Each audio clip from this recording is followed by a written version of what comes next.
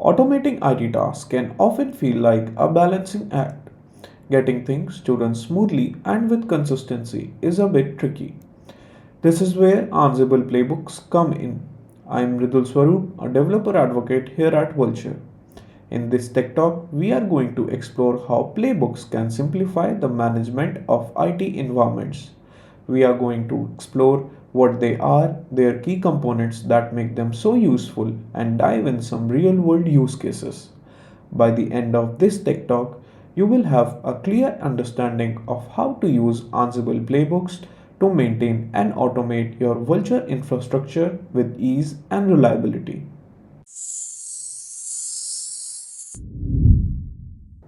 First, let's talk about what Ansible playbooks actually are.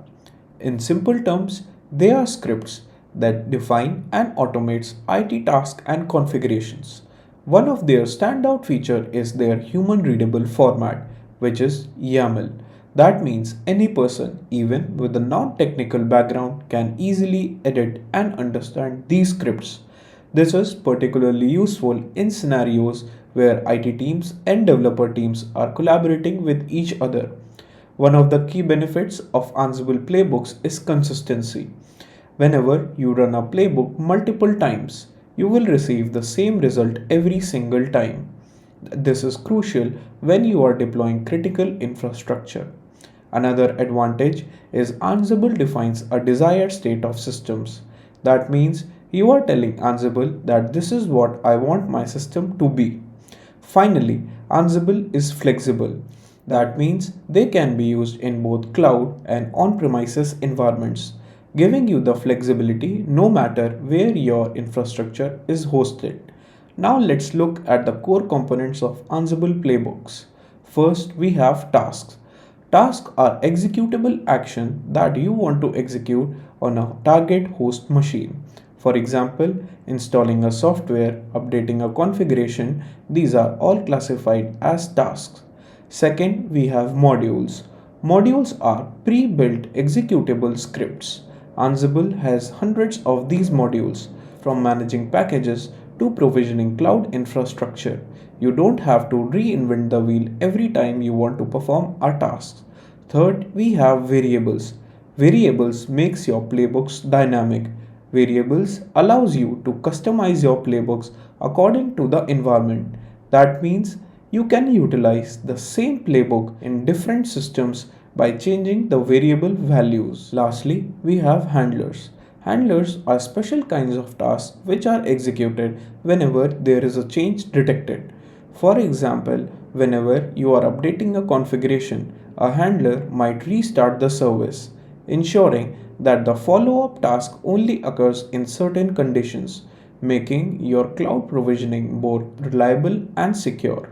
Now that we understand what Ansible playbooks actually are and how they function, let's have a look at some use cases. Ansible playbooks can be used for automation of deployment and scaling of containerized application. For example, if you are using Docker or Kubernetes, Ansible playbooks can be used to streamline the process of setting up containers, managing them, and scaling them across your infrastructure. Another common use case is for managing databases like MySQL. Ansible playbooks can be used to automate the process of installing databases, configurations, and managing backups, saving you a lot of time and human errors. Finally, Ansible playbooks can be used to manage multi cloud environments. A single playbook can be used to provision infrastructure across multiple cloud providers, eliminating the need for multiple tools or manual processes. Next up, we have a demonstration in which we are going to be provisioning Vultr Cloud infrastructure using Ansible playbooks. In the first step of our demonstration, we are going to the Vultr customer portal and provisioning a Vultr server. In this server, we are going to install all the dependencies and creating an Ansible playbook to provision Vultr infrastructure automatically. So let's go ahead to my.vultr.com.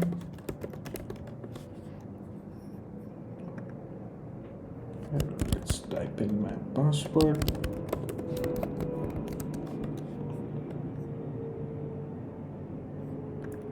I will click deploy new server.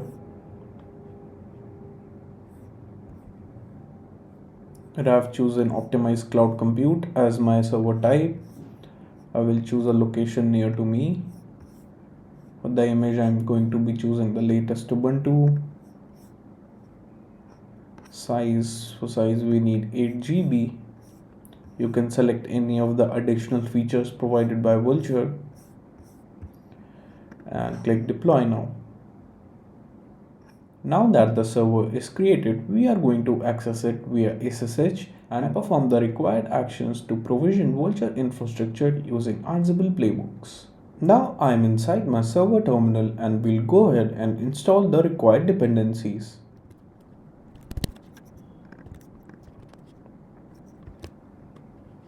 As you can see, I have created a virtual environment and we are going to install the rest of the dependencies in this virtual environment.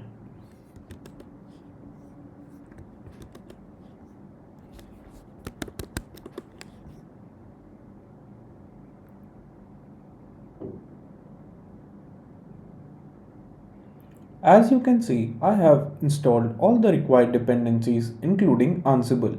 So let's go ahead and create a directory in which we are going to be creating our deployment file.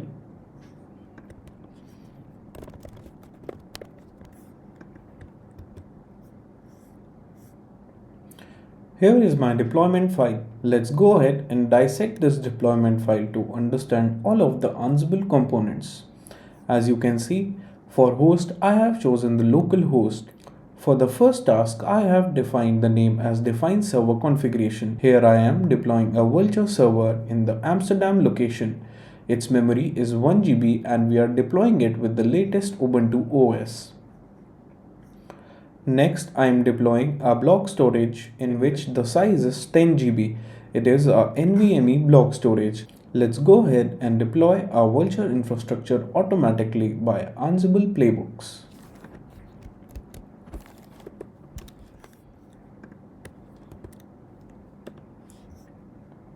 As you can see, our deployment has started. You will have to wait 5 to 10 minutes to get the final results and the deployments on your Vultr customer portal. As you can see, our Vultr server is provisioned and our block storage is also present. So let's go ahead the Vultr customer portal and ensure that these two resources are present on the customer portal.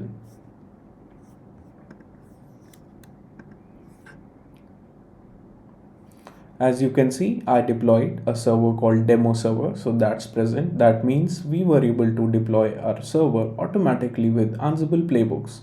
Let's go ahead and check for the block storage. As you can see, the block storage is also present. You can run this Ansible playbook multiple times and you will receive the same result every single time. This is how you can use Ansible playbooks to provision Vultr infrastructure automatically multiple times without running manual commands. Thank you all for watching today's Tech Talk on Ansible Playbooks. I hope this session helped clarify on how Ansible can streamline your IT task and simplify managing Vultr infrastructure. Looking forward to see you in the next one.